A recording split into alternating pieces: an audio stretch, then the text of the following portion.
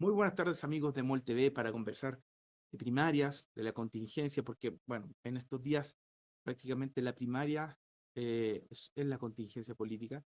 Nos acompaña la académica de la Universidad de Portales e integrante del COES, Nerea Palma. ¿Cómo está Nerea? ¿Qué tal, Benjamín? Un gusto saludarte en esta tarde. Bienvenida a este espacio.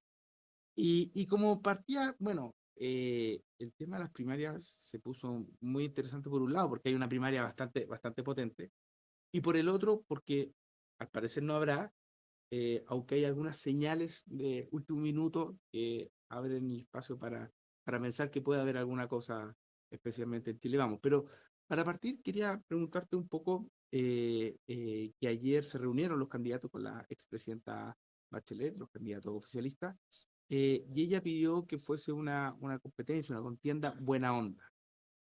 Hoy Paulina Bodanovich dijo que se sentía que la trataban como villana. La candidata Janet Jara comentó que ella no viene de un sector acomodado como el resto. Entonces la pregunta cae de cajón. eh, ¿Es posible que haya una primaria buena onda? Bueno, siempre cuando hay primarias, la pregunta es esa, porque independientemente que sean del mismo sector político las personas que están compitiendo en la primaria, evidentemente que hay diferencias y tienen que ganar los votos del electorado que participa en primarias para poder pasar a lo que sería la primera vuelta y llegar a la papeleta de la primera vuelta. Por lo tanto, en toda primaria está la pregunta si es que realmente puede haber buena onda, es decir, que sea una competencia responsable y que sea lo suficientemente, no solamente atractiva para el electorado, pero lo suficientemente, no responsable la palabra que estoy buscando, pero lo suficientemente genuina con el resto de los candidatos para que sea una competencia que pueda efectivamente sumar los votos de las personas que perdieron a la persona que ganó la primaria en la primera vuelta electoral. Entonces, desde ese punto de vista, me parece que esta no es una primaria que es particularmente diferente de otras primarias que hemos tenido, sí quizás en el pluralismo de ideas, desde el punto de vista de que si bien tenemos una persona que representa de momento al socialismo democrático, que es Carolina Toá, hace poquito se nos sumó la presidenta del Partido Socialista, Bodanovich, en la contienda, lo cual uno podría pensar que dispersa los votos de ese sector y que podría eventualmente favorecer una de las candidaturas, que es, por ejemplo, la de Janet Jara, en donde, porque Carolina Toá está compitiendo por los mismos votos que eh, la candidata Bodanovich, podríamos pensar que esa dispersión podría favorecer a Janet Jara. Entonces, me parece que si bien son diferentes perfiles y que apuntan al electorado relativamente diferentes dentro del oficialismo y dentro de la izquierda, me parece que las condiciones están dadas para que, o al menos no tengo ninguna razón para pensar que esta contienda no sea buena onda, incluso pensando en que Bodanovich se sumó a última hora a esta primaria y que no sabemos realmente si es que va a mantener su candidatura hasta antes de que sea el plazo máximo para poder ir a no a la reelección, pero que sí pueda defender su asiento en el Congreso. Oye, y, pero igual es interesante porque al final son de momento 6 aspirantes. Ya veremos cuántos se van a inscribir, eso es cierto, pero ¿el oficialismo tiene 6 sensibilidades como para que hayan 6 candidatos en una primaria eh, eh, presidencial o también priman otros factores? Es una gran pregunta. O sea, por ejemplo, nosotros deberíamos hacernos la pregunta, no solamente como analistas, sino también en el electorado. ¿Hay real diferencia entre Carolina Toá, la candidata del Partido por la Democracia, y la senadora Bodanovich, la presidenta del Partido Socialista, representando al Partido Socialista? Uno podría pensar que dentro del abanico de opciones que existe en esta primaria, quizás son aquellas dos quienes están más cerca en términos de congruencia programática e ideológica, y vale la pena realmente preguntarse por qué el Partido Socialista sintió esta necesidad de levantar una candidatura propia cuando el Partido Socialista y el Partido por la Democracia siempre han estado, digamos, en sintonía con respecto a cuáles son las candidaturas que mejor benefician, no solamente en términos legislativos, sino también en términos ejecutivos. Me parece que en general esa diferencia que quizás no es tan evidente en el socialismo democrático, sí es un poquito más evidente en el caso, por ejemplo, de la diferencia entre el Partido Comunista y el Frente Amplio. O sea, evidentemente la diferencia me parece que ha sido especialmente relevante cuando comparamos, por ejemplo, la postura respecto de si Venezuela es una democracia o no, en relación a el Partido Comunista versus el Frente Amplio. Lo mismo ahora, que quizás es un factor que no teníamos en consideración respecto al caso de Cuba, porque dábamos por sentado que el Partido Comunista no iba a reconocer a Venezuela como una dictadura o como un régimen no democrático, pero ahora nos está quedando claro que quizás esa misma lógica también se aplica a otros casos que no teníamos considerado o que al menos durante el último tiempo no se habían discutido, como en el caso de Cuba. Entonces me parece que ahí pueden haber más diferencias versus más hacia el centro izquierda, más hacia la centro izquierda, como por ejemplo el socialismo democrático, que es la candidatura del PPD con el Partido Socialista. ¿Y cuánto afecta en ambos sectores? Vamos a ponerlo como sectores. Sabemos que la derecha, al parecer, no es una cosa muy uniforme, pero vamos a suponerlo como ambos sectores en el sentido de que justamente esa dispersión, esa división que hay en la derecha, cuánto eso alienta también, o ese desorden, vamos a ponerlo en esos conceptos, alienta esta posibilidad de que surjan tantas candidaturas por el otro lado, y a la vez, cómo esa proliferación de candidaturas hace que en la derecha observen esto como con cierta calma y con poco interés para buscar una vocación de unidad.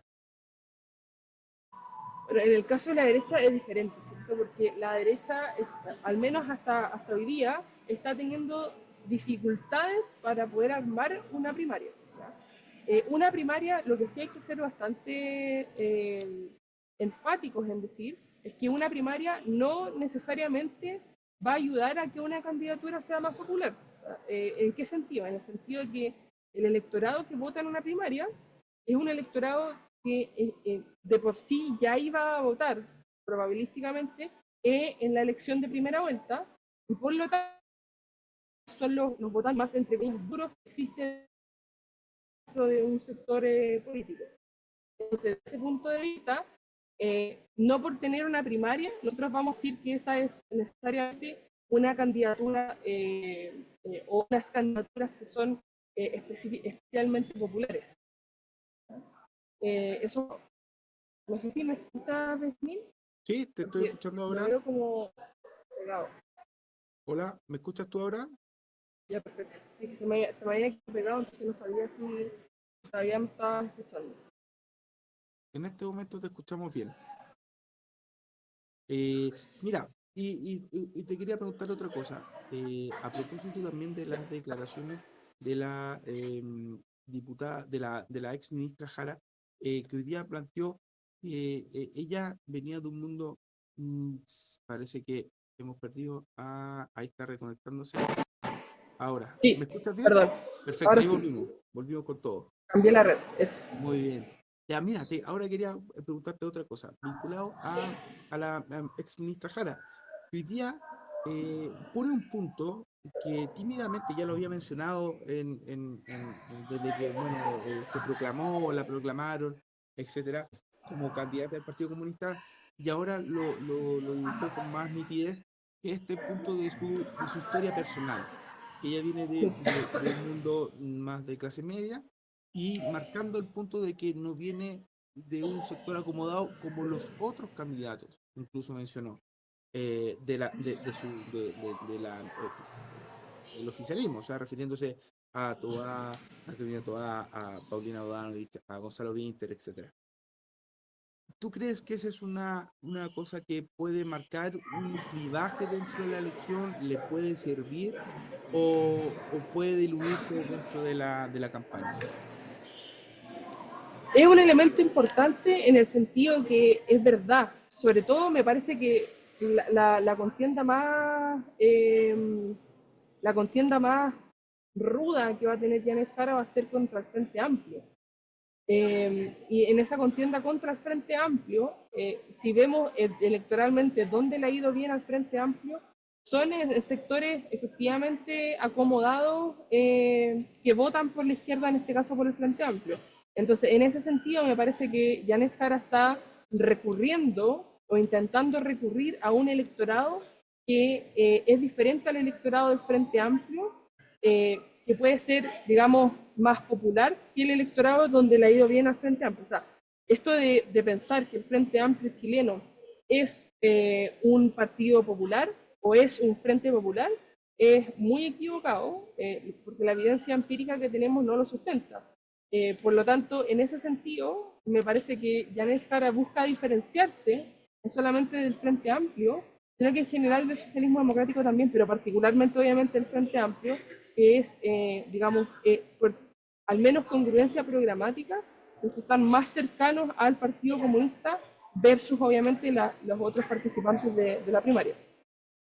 Oye, y puede darse una situación, porque por lo general, quien gana la primaria no solo obtiene más votos que su contrincante, obviamente, sino que también queda en una situación, una potencial situación para competirle al candidato o los candidatos de los otros bloques, etcétera. Eh, pero podría darse el caso de que, dado esta dispersión, estos 6 candidatos, de que a lo mejor quien triunfe en la primaria del sector necesariamente no tenga las mayores posibilidades de competirle a los demás contrincantes. Lo especifico especialmente en la situación de Janet Jara, que probablemente tiene grandes posibilidades de ganar la primaria, dado esta situación con la candidata Bodanovich y la candidata Toa, pero en una primera vuelta probablemente puede no pasar a segunda vuelta.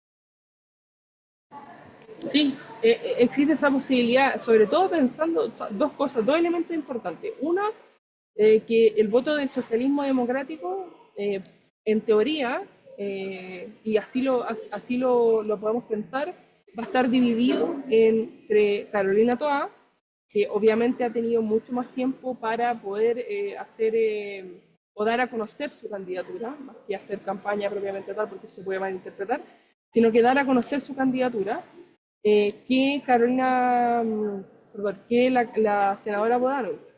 Entonces, en ese sentido, me parece que el voto del socialismo democrático o quienes estaban pensando votar por el socialismo democrático va a estar dividido en estas dos candidaturas. Entonces se dispersa. Y recordemos, a quienes votan en primaria son personas que en promedio tienen mayores niveles de interés en la política, es más probable que voten, que hayan votado en elecciones anteriores y que por lo tanto que voten en la primera vuelta. Entonces no es un electorado que sea comparable con el de primera vuelta y por lo tanto, y aquí mi segundo punto, eso abre la puerta a que otras candidaturas que quizás, sobre todo con voto obligatorio, nosotros podríamos pensar que apuntan más al votante medio, es decir, es decir, a la candidatura que en general está en la mitad del electorado, pasamos a una candidatura que habla mucho más a un electorado que está mucho más posicionado hacia la izquierda del resto del oficialismo chileno. Entonces, existe la posibilidad que Janet Jara, sobre todo con la dispersión del socialismo democrático, y pensando que esto es una primaria y es un electorado bastante específico el que vota en las primarias, tenga una chance relevante de ganarla, y no necesariamente eso implica que sea la candidatura más competitiva, pensando en la totalidad del electorado, que, por ejemplo, el socialismo democrático está mucho más hacia el centro político.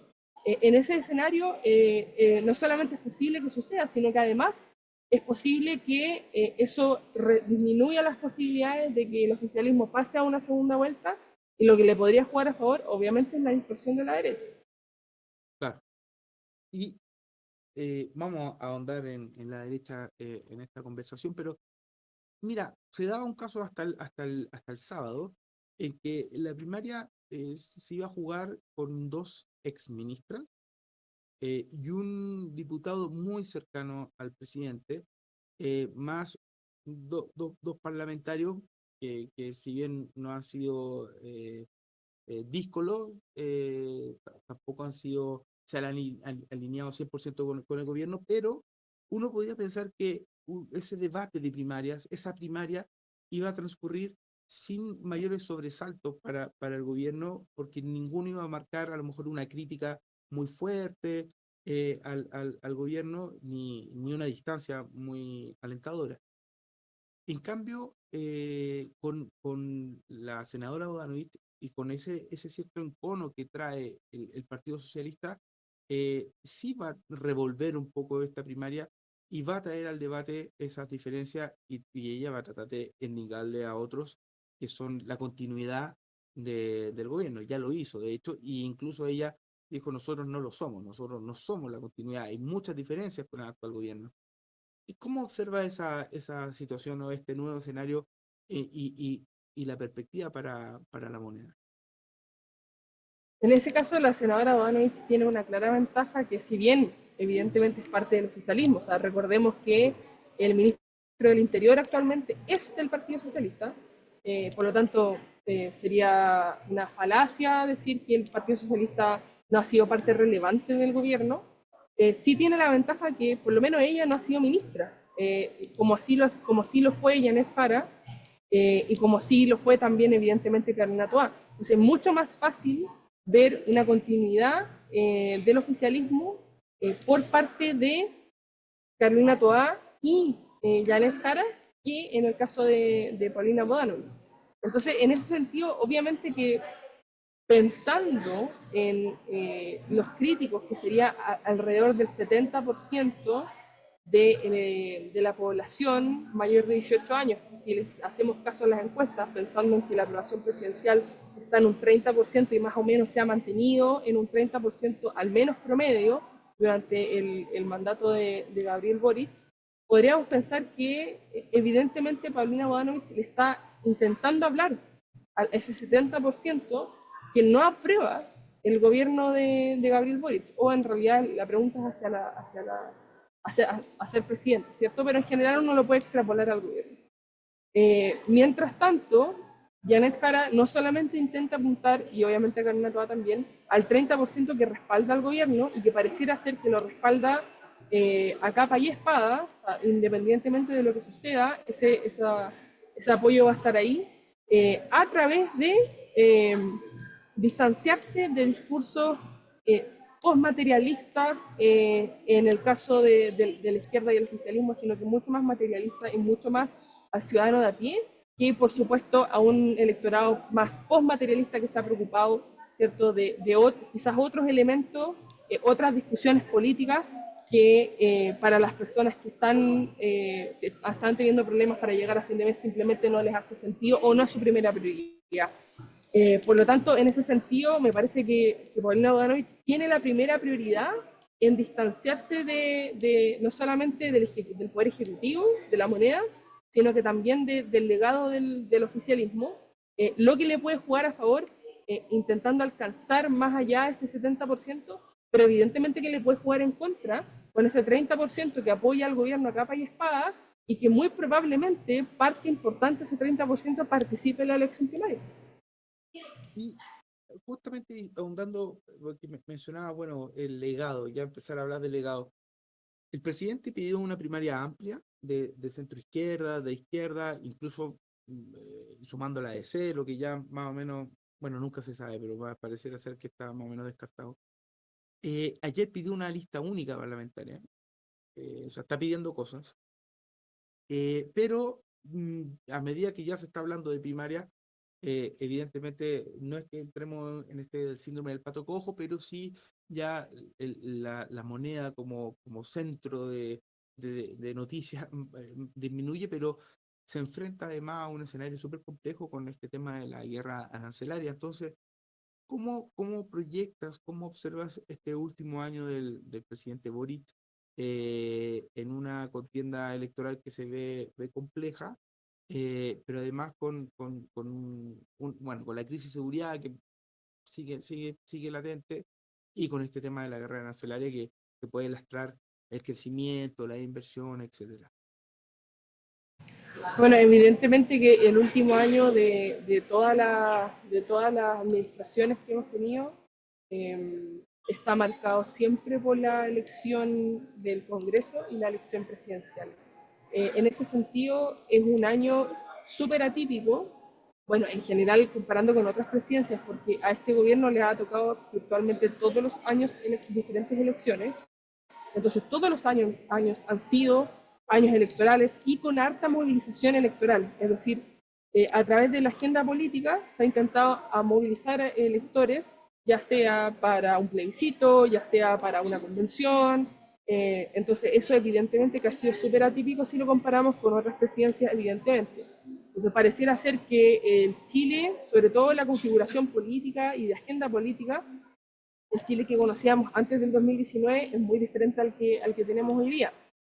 La pregunta persiste en cómo será un gobierno, cómo será el siguiente gobierno post estallido social que no le toque todos los años algún tipo de elección. Pues esa pregunta nos queda abierta y evidentemente que es una pregunta que no podemos responder actualmente. Pero sin duda alguna, que me parece relevante recalcar que este año han sucedido cosas que han sido tremendamente significativas, no solamente para el gobierno de Gabriel Boric, sino que también para la agenda política de los últimos años, sobre todo post-estallido. Particularmente, uno, la reforma de pensiones, no solamente por la discusión, digamos, propiamente tal de qué implica esta reforma en particular de pensiones, sino que el tener una reforma de pensiones, que ha sido una de las discusiones quizás más profundas y más difíciles en los últimos 10-15 años de la política chilena, eso por un lado. Número dos, y me parece que va atado de la mano con esta reforma de pensiones, bueno, ¿cuál es el modelo que quiere seguir Chile teniendo en consideración las fuerzas políticas que tienen representación, no solamente en el Congreso, sino que en el Poder Ejecutivo?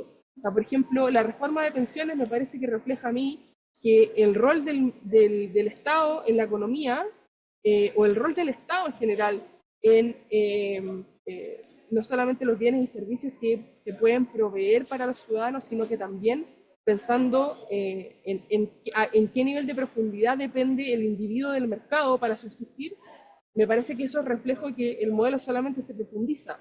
Entonces, estamos pasando me parece a mí, a una situación en donde, si bien este gobierno venía con una bandera de lucha, que era justamente que el Estado tenga un rol mucho más importante en la economía, primero, y segundo, que tenga un rol mucho más relevante en los beneficios sociales que puede tener la ciudadanía, me parece que eso retrocede por lo menos en uno de los tres pilares más importantes que se ha discutido en el último tiempo, que es educación, salud, pensión.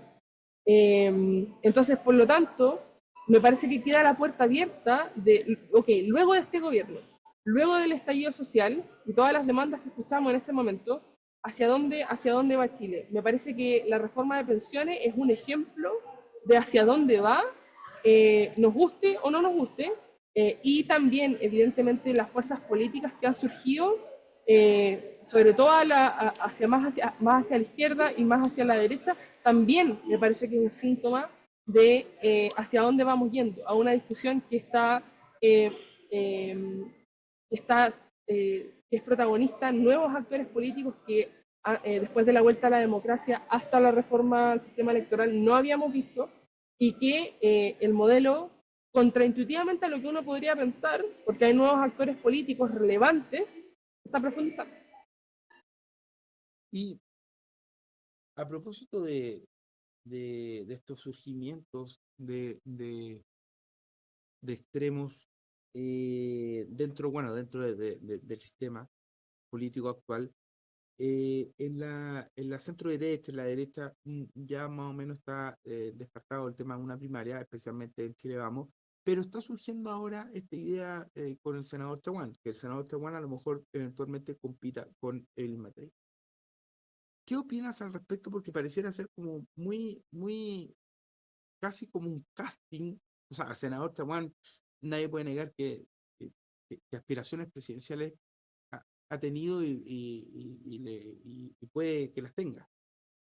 Pero cuando ya estaba más o menos sacramentado, que incluso proclamada por RN, la candidata Matei, surja esta figura, esta idea, no pareciera ser más bien como un casting para buscarle un contrincante para poder forzosamente hacer una primaria. Sí, o también lo podemos leer valga la redundancia, como en la lectura de, a ver, ¿cuánto pesa Renovación Nacional pensando en el pacto electoral de las elecciones legislativas? ¿Ya? O, eso como por un lado, o si en un eventual gobierno de Evelyn Matei, suponiendo que no solamente llega a primera vuelta, sino que además pasa a segunda vuelta y gana la segunda vuelta, ¿qué tanto pesa Renovación Nacional en términos de composición del Poder Ejecutivo? Entonces, desde ese punto de vista, podría ser efectivamente una estrategia para poder medir el poder, la fuerza electoral que tiene Renovación Nacional, sobre todo si lo comparamos con una candidata que a todas luces, lo que nos muestran las encuestas, es que le podría ganar a cualquiera de los candidatos que hoy día está compitiendo en las elecciones y que por lo tanto evidentemente es una candidata sólida. Lo mismo podríamos pensar hacia la izquierda. La candidatura de Paulina Bodanovich, la presidenta del Partido Socialista y senadora, ¿en qué medida es representar una fuerza socialista real o es medir cuánto pesa electoralmente el Partido Socialista pensando en una lista parlamentaria, le llamamos, pero una lista en el Congreso, o también pensando también en cómo puede configurar su fuerza pensando en diferentes partidos políticos? ¿Hago pacto con el Frente Amplio, con el Partido Comunista, o no hago pacto con ellos? Entonces, en ese sentido, las primarias no solamente viabilizan o no candidaturas, sino que también se miden electoralmente los candidatos y los partidos políticos pensando en que, las personas que votan en las primarias son, eh, al menos lo que nos dicen las encuestas y lo que nos dicen los datos empíricos, son personas que votan consistentemente en las elecciones. Y algo mencionaba al principio, pero quería ahondar en el punto de, por ejemplo, Evelyn Matei, que en todas las encuestas va punteando con un 25% en promedio, un poco más, un poco menos, eh, pero la inscripción de las primarias son a fines de abril y las primarias serían a fines de junio. O sea, va a haber 2 meses donde el foco noticioso va a estar en la primaria o las primarias que hay. Eh, no se ve menguado ese liderazgo. ¿Qué tendría que hacer un candidato, bueno, en este caso de Matei, pero a lo mejor otro, para mantenerse en la palestra pública a la espera ya de la campaña grande que parte, bueno, más bien en septiembre? Claro, la ganancia que podría existir en el sector de derecha, pensando por ejemplo en lo que estaba proponiendo Chaguán, es que no solamente se mantiene dentro del debate a la candidatura de Evelyn Matei, sino que también moviliza electores, porque una de las posibilidades es que no haya ninguna primaria en el sector de las derechas, que haya solamente en la izquierda y que sea lo amplia que estamos viendo ahora. Y eso va a permitir a la izquierda no solamente eh, poner a la luz las diferencias que hay entre las diferentes candidaturas, sino que también movilizar electores. Lo que podría hacer Evelyn Matei durante ese periodo, si es que ya no va a ninguna primaria, o Chile Vamos, no hay primaria dentro de Chile Vamos, es evidentemente a la luz de cómo se mueve la agenda, y esa digamos, la desventaja, que la agenda estaría movida por la primaria de la izquierda.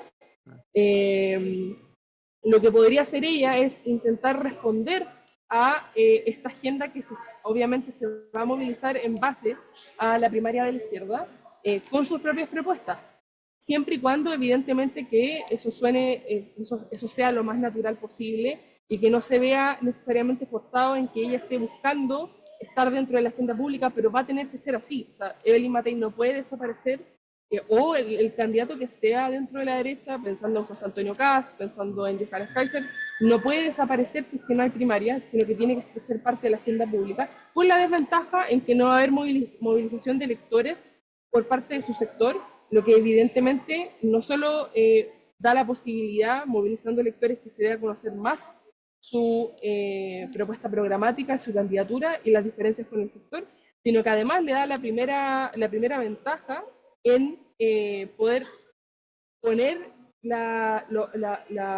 poner las temáticas de interés dentro de la agenda política. Y bueno, ya está también más o menos claro que va a haber en las derechas dos listas. Chile Vamos, ya los conocemos, RN, UDI, Evópoli, quizás Demócrata, quizás algún otro grupo, amarillo, qué sé yo, y un pacto nuevo de republicanos, social cristianos y Partido Libertad. Eh, ¿Cómo se potencia? Porque hay algunos entendidos que dicen que llevar dos listas no es necesariamente negativo a lo mejor para el sector, porque esa competencia puede generar un mayor caudal de votos. Son los optimistas. Pero ¿crees que le va a complicar a las derechas esa competencia? Sí, sobre todo matemáticamente. O sea, el sistema electoral que tenemos actualmente no solamente es proporcional, sino que la fórmula electoral DONT o de font que tenemos, lo que premia son la cantidad de votos por lista. O sea, siempre tenemos que recordar con este sistema electoral que el primer cálculo para determinar quién se lleva un asiento en el Congreso se hace por lista. Entonces, en la medida en que tu lista sea grande, pequeña, mediana, tenga mayor cantidad de votos, mayor cantidad de asientos te vas a llevar en el distrito en el que se está analizando. Cuando hay dos listas, o sea, lo que tenemos que pensar de manera matemática es que la cantidad de votos obtenidos por esas dos listas posiblemente podría haber sido conseguido por solamente una lista, ¿ya? El único votante que no votaría por esa lista única, por ejemplo, de las derechas, sería el que diga, a ver, si están estos dos mezclados, yo no voto por ellos. Pero es difícil pensar que esa persona, individuo, a nivel individual, votaría entonces por la izquierda. Entonces, inevitablemente lo que uno piensa es que le haría mucho mejor al sector en términos de caudal de votos para obtener la mayor cantidad de asientos en el Congreso posible que vayan en una sola lista. Ahora, lo que pasa es que evidentemente hay diferencias programáticas sustantivas, o en teoría lo que podríamos pasar es que lo hay, porque por eso esa diferencia, que los hacen ir separados y que les hace más sentido a su propuesta programática, pensando obviamente que la cantidad de representación es importante, la cantidad de asientos es importante, pero también hacer una coalición que tenga sentido en términos de qué es lo que se está proponiendo, independientemente que le haría mucho mejor a sus candidaturas que vayan en una sola lista. Nerea, te quería agradecer esta conversación de una vuelta por las dos primarias. eh, y te invito para que conversemos nuevamente.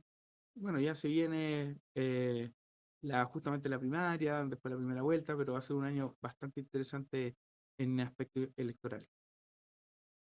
Sí, perfecto. Gracias por la invitación, Benjamín, y feliz de participar nuevamente, especialmente si estoy en otro lugar y no tan ruidoso como en esta oportunidad. No, sí, después conectamos y funcionó perfecto. Así que eso, a ustedes los dejo invitados a la programación de MOL TV y a seguir las noticias en emol.com. Nos veremos el próximo martes. Un abrazo.